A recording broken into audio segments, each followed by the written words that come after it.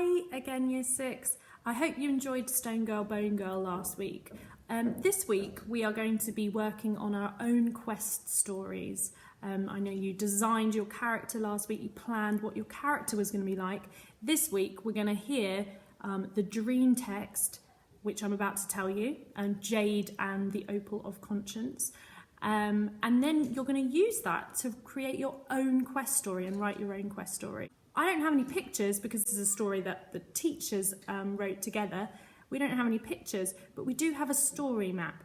So if it helps, follow the story map on the video, but otherwise you can just close your eyes and use your imagination to imagine what's going on in the story.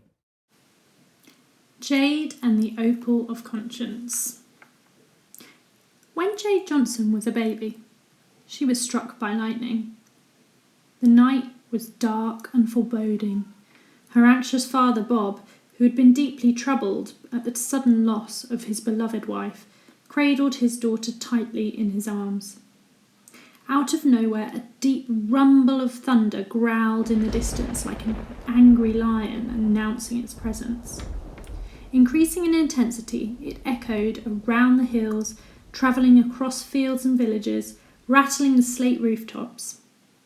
Heavy drops of rain began to splatter spasmodically onto the parched ground until, suddenly, the heavens opened and the deluge was unleashed. Rushing frantically up the main street, Bob Johnson knew he had to get to higher ground. Reaching the village church was his only chance of protecting his baby girl. As he crossed the open courtyard, there was an almighty flash of blinding light. He was thrown backwards with astounding force, and Jade was ripped from his arms. After what seemed like an eternity, he gathered his senses and realised that, like his wife, his daughter was gone. Then, an extraordinary thing happened. Through the eerie silence that followed, a tiny yet recognisable cry could be heard from behind the ancient oak, which stood next to the church. It was then her father realised, with unexpected joy, that Jade was no ordinary girl. Digging furiously in the warm summer sand some 13 years later, well back from the water's edge, Jade Johnson was searching for fossils. She had buckets of them at home and she never seemed to tire of it. It was like searching for buried treasure every day. Exhausted, she brushed back her long red curls from her eyes, uncovering her tired, freckled face. Jade was a happy child, with endless curiosity about the world. Despite never knowing her mother, Jade held her presence close to her heart and wore a special necklace, a shark tooth that her paleontologist mother had discovered, every day to remind herself of her. Having spent many years listening intently to story upon story of her, she idolised her mother and hoped that one day she too could discover natural wonders of the earth. It was noon, and the hot summer sun was now directly overhead. Sweating profusely, Jade stepped into the shade of a nearby sea cave, seeking relief from the sweltering heat. As she drank from her canteen, she looked around at the cave walls and noticed something unusual. Hidden deep in the recesses of the cavern was an eerie figure who seemed to be sitting cross-legged and was meditating. As curious as a cat, Jade approached the stranger, eager to find out what the deal was. Little did she know, it would be this decision which would change her life forever. "I've been waiting for you, Jade Johnson," whispered the old man. "Hey, how do you know my name?" questioned Jade defensively. "I have known you since before you were born and have been watching you from afar these many years.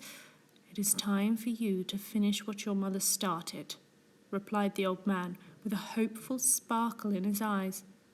At the mention of her mother, Jade clutched the shark tooth which hung around her neck.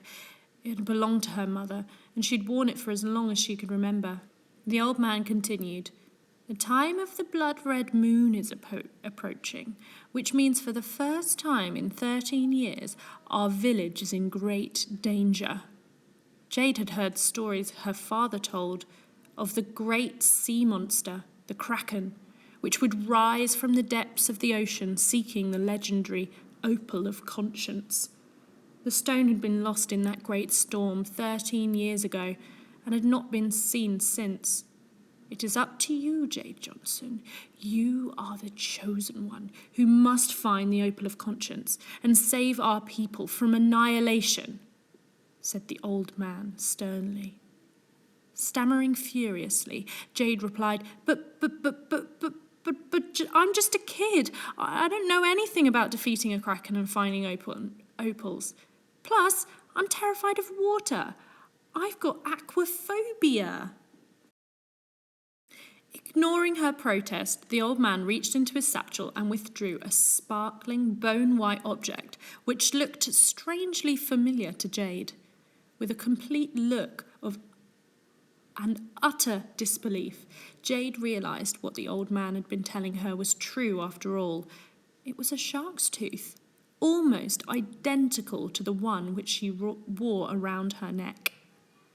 Looking carefully at the map the old man had also given her, Jade knew that she needed to get to the Forbidden Islands, which lay 10 nautical miles off the coast of her village. It was here that the opal was rumoured to be located. Reluctantly, she entered the harbour, knowing full well that she would have to face her fears to get there. The unassuming vessel she chose was an old wooden rowboat, sturdy and safe. Well, she hoped. Determined and dogged, Jade headed out of the harbour towards the island, knowing that if the tide was with her, she would reach her destination by morning. As the sun kissed the horizon, the island came into view. Her eyes were heavy and her arms felt like spaghetti, but she had made it. Triumphantly, she cruised towards the sea cave on the westernmost point of the island, excited to retrieve the treasure that she sought. As she entered the cavern, Jade was conscious that she was not alone. Her stomach lurched. The hair on the back of her neck stood on end. There was an overpowering stench of death. Out of the darkness, an enormous ancient monster with 8 grotesque serpent-like limbs erupted from its watery lair. Before Jade could even consider retreating to safety, she was plucked from her rowboat and dragged into the depths. Instinctively, Jade reached into her pocket and unsheathed the shark tooth the old man had given her.